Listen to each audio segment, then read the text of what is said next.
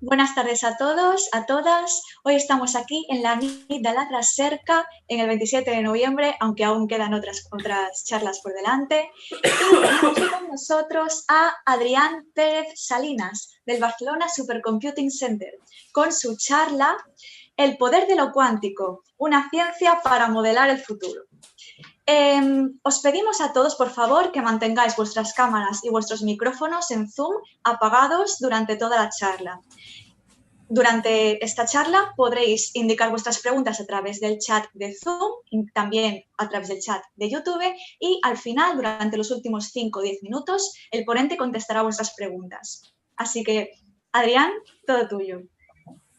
Bueno, muchas gracias, Miriam, por la presentación. Quiero dar gracias a la organización de la NIT de la Recerca primero por invitarme y segundo por organizar todo esto, porque no debe de ser fácil en una situación como la que estamos viviendo. Bueno, yo soy Adrián Pérez, soy investigador del Centro de Supercomputación Nacional, Barcelona Supercomputing Center, y de la Universidad de Barcelona, y he venido para hablar un poco de mecánica cuántica y de qué es todo esto de lo cuántico, y no solo de qué es, sino para qué sirve y por qué ha cambiado la vida tal y como lo conocemos y seguirá haciéndolo en el futuro. Antes de nada, tengo que dar un poco de información institucional. Yo formo parte de Quantic, que es un grupo de investigación en computación cuántica establecido en Barcelona, y nos dedicamos pues, a comprender la computación cuántica, a diseñar algoritmos cuánticos que sirvan para ordenadores que ya existen o que existirán en el futuro, y estamos también construyendo el primer ordenador cuántico de España. Y bueno, estamos diseminados en varios institutos y centros de investigación, como son el BSC, el IFA en Bellaterra, la Universidad de Barcelona o el IFT de Madrid. Todos ellos galardonados con el distintivo de Severo Ochoa. Vamos a entrar en materia ahora y quiero decir primero por qué es importante hablar de mecánica cuántica. El primer motivo es el que yo llamo por amor al arte. Quiero decir, la mecánica cuántica es realmente uno de los pilares más fundamentales de la ciencia actualmente. Ya desde sus inicios ha cambiado la manera de comprender el mundo. Existe desde hace 120 años, más o menos, y todavía queda muchísimo por investigar. Muchísimo. Pero lo más sorprendente de todo es que hoy por hoy no hay absolutamente nada que refute la mecánica cuántica, y es la teoría más fundamental conocida para explicar todos y cada uno de los procesos del mundo. Es decir, es muy complicada, tiene muchas rarezas, pero actualmente es lo mejor que tenemos. En segundo lugar, por lo que importa en el mundo, y es que ya ha cambiado y va a seguir en el futuro, seguramente cambiando el mundo.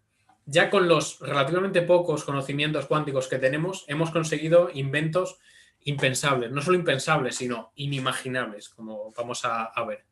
Ya está presente todos los días de nuestra vida, queramos o no, y lo sepamos o no, pero lo mejor es que todavía queda mucho camino por recorrer. Y lo quiero ilustrar con un ejemplo.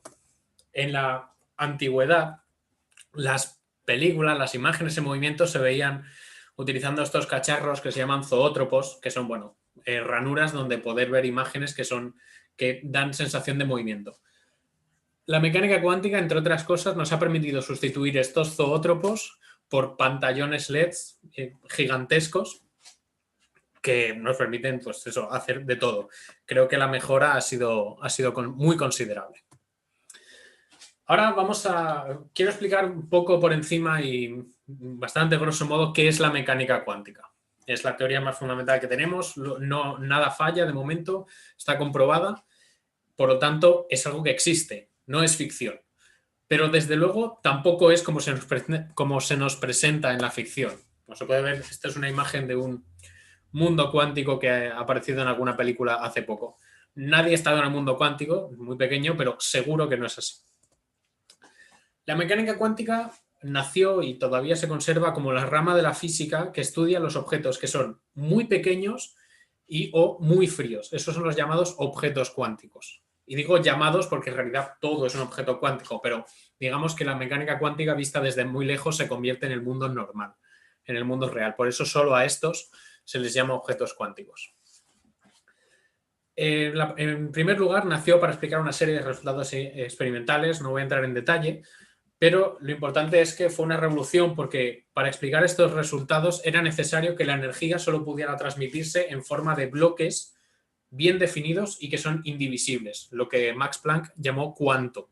De ahí viene el nombre de mecánica cuántica. Esto en su momento supuso una auténtica revolución en el mundo de la ciencia y en el mundo del pensamiento de la época.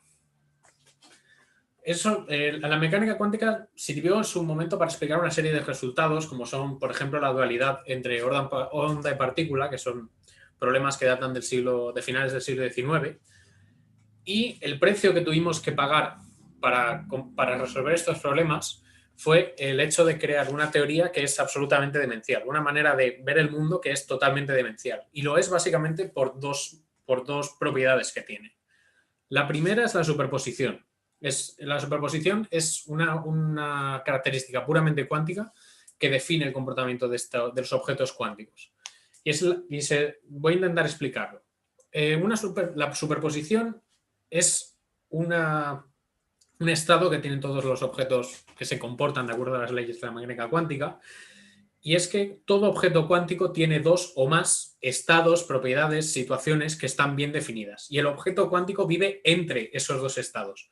Ojo, no vive ni en uno ni en otro con distinta probabilidad, y no vive en los dos a la vez, como se puede pensar de la paradoja del gato de Schrödinger, que seguro que alguien conoce, sino que vive entre esos dos estados, en superposición.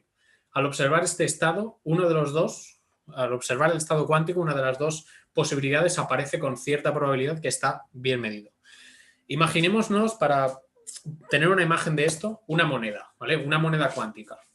Una moneda que está encima de la mesa puede estar en posición cara o posición cruz, pero si está girando de canto, está en una superposición, entre comillas, de cara o cruz. Al aplastar esta moneda contra una mesa, medimos la moneda, la hacemos caer, la perturbamos y cae o bien en cara o bien en cruz. Eso es lo que se denomina medida en cuántica. Después, la moneda ya no sigue girando, conserva su estado en el que ha caído, y ha caído en cara o en cruz aleatoriamente. La segunda característica de la mecánica cuántica que la hace completamente loca es el entrelazamiento. Si la superposición es difícil de comprender, el entrelazamiento es mucho más, porque no hay nada parecido en el mundo real. Y se puede resumir como que el todo de un objeto cuántico es mucho más que la suma de las partes, ya que la información de estos sistemas que son cuánticos no está en las pequeñas partículas que lo componen, sino en la relación entre ellas. Y este entrelazamiento permite que el tamaño de los sistemas o las posibilidades de los sistemas crezca muchísimo y que se puedan modificar partes de un sistema cuántico sin tocarlas, cambiando solo otras partes con las que están entrelazadas. Para imaginarlo, y esta vez hace falta un poquito más de imaginación, vamos a pensar en un libro que vamos a llamar libro cuántico entrelazado, en el que la información no está en las páginas, sino entre las páginas. Y hay que leer varios grupos de páginas simultáneamente para que la información aparezca en todas. Es decir, yo puedo leer la página 1 y la 2 y aparecerá un texto, pero si leo la 1 y la 3 puede aparecer otro completamente distinto. Es evidente que en un libro de 100 páginas cuántico cabe muchísima más información que en un libro clásico. Y esta característica es muy importante para lo que va a venir en el futuro, que nos va a traer nuevos avances de la mecánica cuántica. La mecánica cuántica, bueno, como ya he dicho, y ahora que ya sabemos un poco de qué va, vive desde hace 120 años, más o menos, y yo creo que ha habido tres fases en la historia de la mecánica cuántica. La gestación a principios del siglo XX, la infancia, que dura pues probablemente hasta finales de ese siglo, y ahora mismo estamos en la adolescencia. Estamos aprendiendo sobre mecánica cuántica lo suficiente como para que se revele y empiece a mostrar su verdadero ser. Y creemos que nos tiene guardadas muchísimas sorpresas de momento. Durante la primera época, la mecánica cuántica nos sirvió para comprender cómo funcionaban cosas que ya conocíamos, como son, por ejemplo, el átomo o la electricidad. La electricidad se utilizaba desde antes, pero no se comprendía. Tuvo que llegar la mecánica cuántica para entenderla. Y con estas cosas, con estos descubrimientos, se desarrollaron herramientas científicas que dieron lugar a descubrimientos muy importantes, como son, por ejemplo, la ecuación de Schrödinger, mundialmente conocido por su gato, cuya historia no me gusta demasiado. El principio de incertidumbre, que se inventó un señor llamado Heisenberg, o la teoría de perturbaciones, que nos han conseguido explicar multitud de fenómenos. Con estas herramientas nos han conseguido explicar cosas como el efecto túnel, que ahora explicaré en más detalle, la estructura fina del hidrógeno, que nos ha permitido entender materia hasta las últimas consecuencias, o los espectros atómicos, que nos ha servido para cosas como, por ejemplo, mirar a una estrella y saber automáticamente de qué material está hecho. Voy a meterme ahora con el efecto túnel, porque es realmente una de las cosas que cuando yo estudié mecánica cuántica la primera vez más me impresionaron. El efecto túnel es una propiedad puramente cuántica que se puede resumir en que hay partículas cuánticas que mientras no se miren y mientras no se midan, tienen alguna posibilidad de aparecer donde no deberían estar. Es decir, que pueden atravesar paredes, entre comillas. Una pared no es una pared tal y como la conocemos, pero digamos que pueden alcanzar sitios que normalmente estarían prohibidos. Y el motivo de este fenómeno es la naturaleza ondulatoria de la mecánica cuántica, que es una cosa que nos dice que todos los objetos que se rigen por mecánica cuántica no llegan a ser ondas, como la luz o las ondas de radio, pero tampoco son objetos macizos, sólidos, ¿no? Más sobre este efecto túnel, muy interesante, esto se puede ver en un vídeo de YouTube de un conocido mío que seguramente conozcáis como Quantum Fracture, sobre todo si os gusta la divulgación. El efecto túnel se descubrió hace cerca de 100 años y aparece en fenómenos tanto naturales como artificiales. En fenómenos como la fotosíntesis, que da lugar pues, a nada más y nada menos que la vida en la Tierra, la fusión nuclear, que da lugar a todos los elementos químicos del universo, o ya en un plano un poco menos espiritual, a los semiconductores, es decir, a los chips, lo que nos ha permitido crear tecnología a mansalva, ¿no? Gracias a esta tecnología, al efecto túnel y a muchas otras cosas que no puedo explicar porque daría para cursos enteros, hemos podido crear multitud de inventos, muchísimos, de los que no nos podíamos ni imaginar. Durante todo este siglo XX pasado hemos aprendido a manejar la energía, hemos aprendido como sociedad a manejar la energía de una manera cuántica. Y ese conocimiento nos ha permitido derribar barreras no solo que parecían insalvables, sino que eran como los límites del mundo. Y gracias a eso, pues bueno, tenemos hoy inventos y tenemos medios que hace 100 años formaban parte de la ciencia ficción. O sea, ¿cómo se le puede decir a una persona de hace, no sé, 100 años, de principio del siglo XX, a mis abuelos cuando eran pequeños, que con un aparatito que cabe en la palma de mi mano uno puede llegar a toda la información del mundo?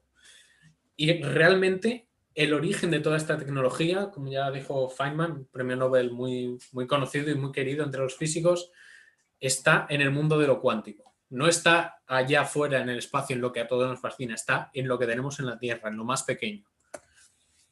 Quiero mencionar algunos inventos que forman parte de la vida cotidiana y que no nos pensamos que son realmente tan tecnológicos como podrían ser, ¿no? Por ejemplo, hemos entendido lo que es el efecto túnel y eso nos ha permitido crear procesadores, es decir, ordenadores muy potentes, pantallas como las LED, microscopios para entender materiales, en fin, todo lo que son semiconductores, todo lo que es la tecnología del mundo viene de aquí, ¿no? Y quiero mencionar en concreto Silicon Valley, toda esta zona de California donde están las mayores empresas tecnológicas del mundo. Tiene el nombre porque silicon, el silicio, es el semiconductor más utilizado del planeta para esta tecnología. Ya fuera del efecto túnel hemos aprendido a manejar átomos y eso nos ha permitido crear, por ejemplo, relojes ultra precisos que se retrasan un segundo cada 300.000 años. Que uno podría pensar, bueno, ¿y para qué quiero yo un reloj que se atrase un segundo cada 300.000 años? Es decir, le puedo cambiar la hora antes. Bueno, para una persona en concreto no sirve para nada. pero los GPS los utilizan para geolocalizar personas. Es decir, este tipo de precisiones nos permiten geolocalizar un objeto en un radio de 5 o 10 metros, suficiente para crear un sistema de navegación. Bueno, también hemos podido desarrollar la resonancia magnética, diría una persona del siglo XIX que puedes ver lo que hay dentro de un cuerpo sin abrirlo, o la medicina nuclear, con todas las vidas que eso ha salvado. Pero creo que el invento más importante y que está más presente es la luz láser. La luz láser sirve para muchas cosas y no me estoy refiriendo solo a, por ejemplo, a las cirugías oculares para las que se utiliza luz láser, o procesos industriales en los que uno utiliza un haz de luz para cortar una plancha de acero enorme.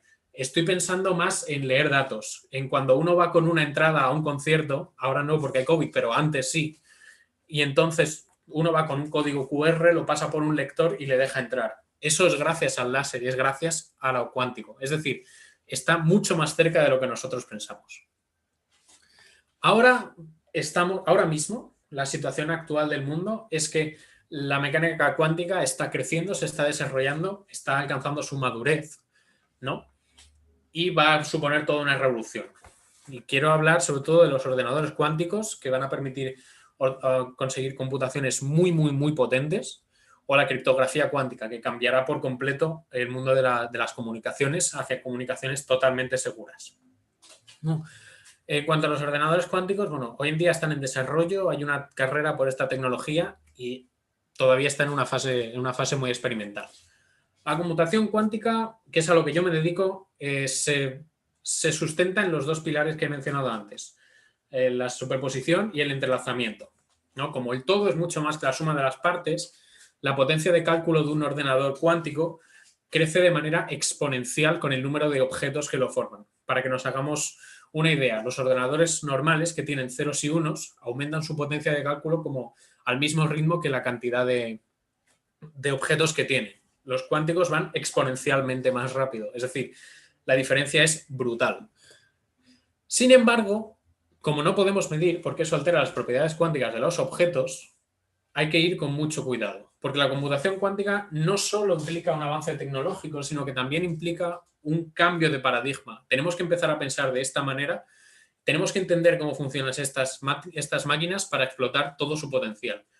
Y una de las primeras personas que entendió de verdad cómo funcionan estas máquinas fue un señor que se llama Shor, que se inventó un algoritmo, el algoritmo de Shor, el temible algoritmo de Shor, que permite resolver un problema muy importante en el mundo. ¿Okay? El problema es muy fácil de enunciar, ¿no? Tengamos dos números primos, P y Q. Primos son números que no son divisibles por ningún otro. Tenemos un número más grande que se forma por P por Q.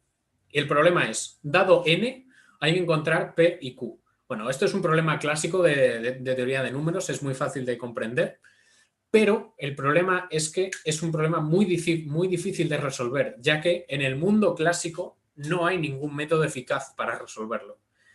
Es un problema tan difícil de resolver que la criptografía informática mundial está basada en este problema. Es lo que se conoce como la codificación RSA, solo para las referencias. Para la encriptación que hay hoy en día, un superordenador como el que hay en Pedralbes necesita varios miles de años para resolver un problema de este tipo. Bueno, el algoritmo de Shor lo consigue en minutos. Es decir, se podrían descodificar un montón de informaciones que hay en ordenadores, en comunicaciones informáticas que hay en todo el mundo con una facilidad brutal. No pasa nada que no panda el cúnico. Esto ya está solucionado y hay alguna manera hay maneras de no ser vulnerables a este tipo de problemas. ¿Vale? Sin embargo, no es fácil encontrar estos casos. No es nada común encontrar estos algoritmos. Hay muy pocos que sean manifiestamente mejores que los algoritmos clásicos que se pueden correr en un ordenador como los que conocemos actualmente, ya que para desarrollarlos hacen falta dos ingredientes. Hay que encontrar la estructura oculta del problema y hay que ser capaz de atacarla. Claro, eso es muy difícil porque es necesario comprender el funcionamiento de la mecánica cuántica muy bien, algo que no es nada intuitivo, y hay que programar en su lenguaje y no en el que todos conocemos. Además, construir ordenadores cuánticos no es nada fácil, no es una tarea nada sencilla. A día de hoy, de hecho, hay pocos ordenadores cuánticos y no son muy potentes. Hay de dos tipos, unos que son de circuitos, que sirven para cualquier tipo de cálculo, que el más grande está en 53 qubits, es decir, para que nos hagamos una idea, una memoria RAM de un ordenador portátil tiene del orden de los 1.000 millones, y ahora estamos en 53. Pero ya se ha conseguido la supremacía, es decir, resolver un problema que un ordenador normal no puede. También hay otro tipo que se conocen como los ordenadores por templado cuántico o annealing, que sirven para optimizar problemas, que es un problema muy, muy común y que se utiliza, por ejemplo, cada vez que uno le pregunta a Google Maps cómo ir a un sitio. El ordenador más grande de este tipo está en 5.000 qubits, no es muy potente, pero ya se puede utilizar comercialmente. Ahora, no es posible comparar los dos tipos de ordenadores porque son completamente distintos. A día de hoy los ordenadores están en una fase experimental, no tienen utilidad práctica y aunque pueden encontrarse algunas aplicaciones en conjunción con ordenadores clásicos, no es mucho lo que se puede hacer. Además, la infraestructura que hace falta para ponerlos en funcionamiento es tan enorme que hace imposible implantarlo a gran escala hoy por hoy.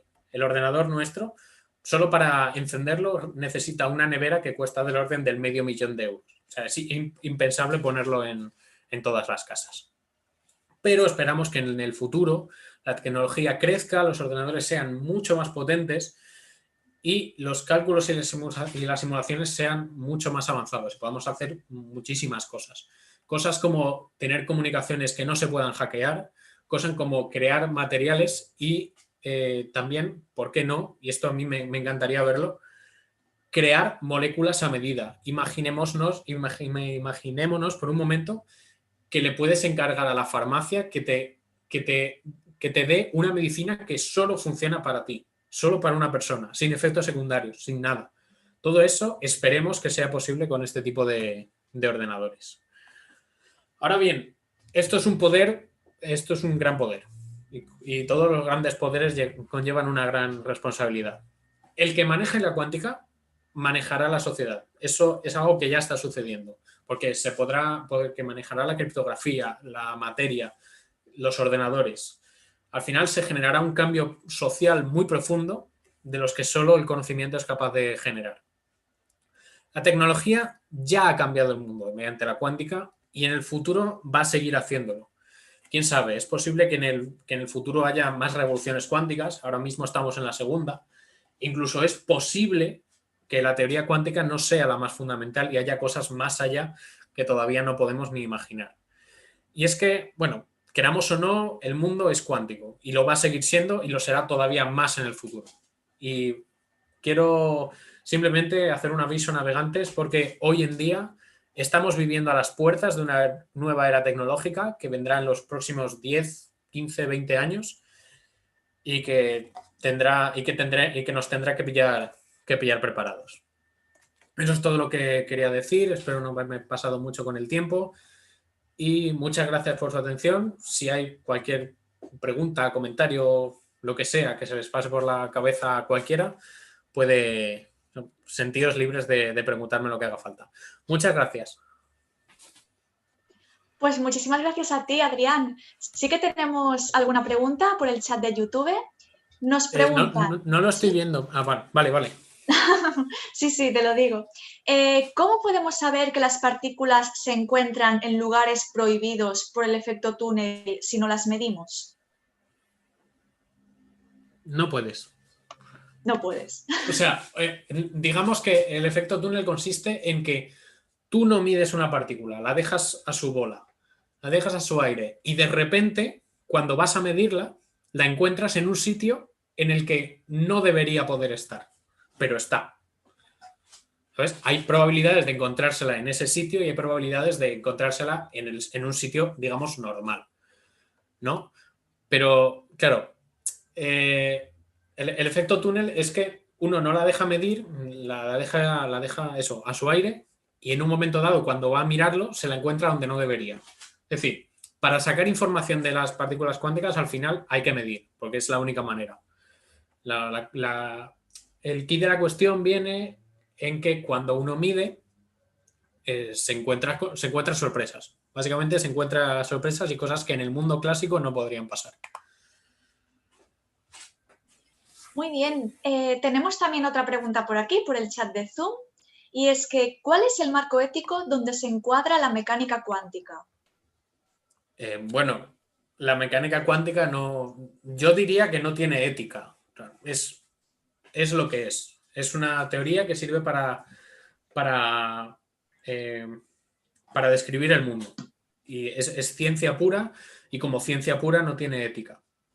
Es como preguntar. Bueno, la mecánica cuántica sirvió en su momento, por ejemplo, y esto es una vergüenza que cargamos sobre nuestros hombros, sirvió para desarrollar la bomba atómica que se lanzó sobre Hiroshima en el 45. Uno se puede preguntar dónde está la ética de las aplicaciones que nos permiten, de las aplicaciones encontradas con la mecánica cuántica, ¿no? Y ahí ya podemos entrar en miles de discusiones. Y la ética seguramente sea la que mejor satisfaga los requisitos de nuestra sociedad, ¿no? Evidentemente, hacer bombas atómicas pues, está feo, pero de la misma manera tener aparatos que están recabando nuestros datos continuamente, pues seguramente también esté feo. Ahora, eso no creo que se le pueda achacar a la mecánica cuántica, sino al uso que hacemos las personas de ella. La mecánica cuántica existe, sin más. Entonces es inocente. Lo que tenemos que decir es que si nosotros como sociedad estamos preparados para entender y responsabilizarnos del poder que conlleva. Pero la mecánica cuántica como tal no tiene ética. Es un objeto, es una teoría que existe, sin más. Claro, bueno, yo supongo que se refiere precisamente a lo que dices de que dependerá del uso que le demos, porque, bueno, esta Claro, persona, Jaén, dice, claro, es que si controla la materia y sus efectos podrían ser increíbles o en malas manos desastrosos. sí. O sea, es que es así. Digamos, claro. O sea, nosotros, la mecánica cuántica, digamos que lo que genera es la posibilidad de hacer muchas cosas. Ahora, lo que nosotros nos tenemos que plantearnos antes de hacerlas es, ¿merece la pena hacer? ¿Merece la pena? O sea, ¿es ético? ¿Es ético hacerlo? Pues seguramente no. Bueno, o sí, dependiendo de la aplicación. Pero eso es una pregunta que hay que trasladar a las aplicaciones concretas. La pregunta que hay que trasladar a las aplicaciones concretas, pero también fuera de la mecánica cuántica, ¿no? Por ejemplo, qué sé yo, hablemos de biología, ¿no? De investigación en armas biológicas, ¿no? Las armas biológicas vienen derivadas de estudiar para fármacos. Entonces, estudiar en fármacos está muy bien porque favorece el desarrollo de la sociedad. Trasladar esos conocimientos a armas biológicas seguramente esté mal porque hace daño a muchas personas. Entonces, la mecánica cuántica, como todas estas cosas, se tiene que encuadrar en un marco ético dependiendo de cada aplicación. Y ya hay algunas cosas, o sea, ya hay algunos de estos marcos éticos hechos. Por ejemplo, creo que fue el año pasado, desde la Unión Europea se firmó un acuerdo a nivel comunitario para tener controlado la inteligencia artificial, que en última instancia se basa sobre la mecánica cuántica. Lo que pasa es que, bueno, esto es un debate ético que nos puede llevar el tiempo que queramos de discusión, y seguramente no lleguemos a ninguna parte porque no sé si tiene solución. Y yo tampoco me considero en el lugar para darla, porque no me considero lo suficientemente ni sabio ni con los suficientes conocimientos. Pero creo que es una pregunta realmente muy interesante y sobre la que tenemos que pensar todos. Claro, como mínimo, bueno, como dice Edu también por aquí en el chat, la herramienta no es el problema, malo o bueno es el uso que se hace de ella. Con un cuchillo puedes Claro, herir a alguien o cortar una loncha de jabugo. sí. Y también Ariadna nos comenta, Es que no puedo decir nada sí, que tienes razón. claro, sí, sí. También Ariadna nos comenta que la manera de funcionar la mecánica cuántica le recuerda mucho al mundo onírico, es que realmente es algo como tan intangible y extraño, ¿no? Bueno, realmente no es la primera persona que se lo plantea. Hay científicos que ya lo han exteriorizado, ¿no? Sí que es cierto que uno tiene que pensar que la mecánica cuántica, o sea, funciona. Bajo unas leyes que no terminamos de comprender intuitivamente, pero funciona. Y de hecho, en el mundo de la computación cuántica hay voces y hay quien ha dicho que el mundo de. O sea, un cálculo en un ordenador cuántico es como un sueño. En el momento en que intentas cogerlo e intentas acordarte de él y saber qué ha pasado, es cuando toda esa información se desvanece. O sea que en su momento o sea, es una buena manera de verlo. Pero sí que es cierto que yo creo que comprendemos mucho mejor la mecánica cuántica que el mundo de los sueños. Pero bueno, eso ya digo, habría que preguntar a un psicoanalista seguramente. Claro. Mira, y ya última pregunta, si la puedes decir muy rapidito porque ya no tenemos tiempo, del chat de Vale, YouTube, José vale, Antonio intento. pregunta, ¿puedes explicar un poco más la relación futura entre la mecánica cuántica y los fármacos personalizados? ¿Se necesitaría Sí. información genética, por ejemplo? Vale, a ver. De acuerdo. El tema de los fármacos es que son compuestos químicos. Y los compuestos químicos en general son muy difíciles de simular. Son muy difíciles de calcular porque la propia naturaleza cuántica hace que haya muchísima información y los ordenadores clásicos no puedan con ello. Entonces, lógicamente, el sistema óptimo para simular un objeto cuántico es otro objeto cuántico, ¿no? En este caso, un ordenador cuántico. Si lo conseguimos, entonces tendremos herramientas que nos permitan simular y, por tanto, diseñar moléculas que sean, por ejemplo, fármacos. Ahora, esto es una idea que todavía está muy en el aire y no se ha llevado a la práctica, porque todavía no tenemos los ordenadores suficientes. ¿Es posible que haga falta el material genético o es posible que solo haga falta el historial? No lo sé. No sé cómo se llevará a cabo, si es que se lleva a cabo en un futuro, si es que al final es posible. Pero en el caso de que se necesite el material genético, volvemos al problema de antes. ¿Es lícito ir dando a las farmacéuticas cuál es nuestro ADN? ¿Es ético? Eso es otra cosa que nos tendremos que plantear en su momento, cuando llegue. Hay muchos interrogantes abiertos. Muy bien, Adrián, pues muchísimas gracias por la charla, por participar en la nit de la Recerca. También muchas Gracias a gracias a todos vosotros. los asistentes que habéis estado aquí por vuestras preguntas y vuestras intervenciones. Y nada, deciros que si queréis seguir disfrutando de las actividades de la nit de la Recerca, en nuestro canal de YouTube todavía quedan muchos directos y encontraréis muchísimas microcharlas que podéis visualizar. Muchas gracias, Adrián. Gracias. Adiós. Hasta luego.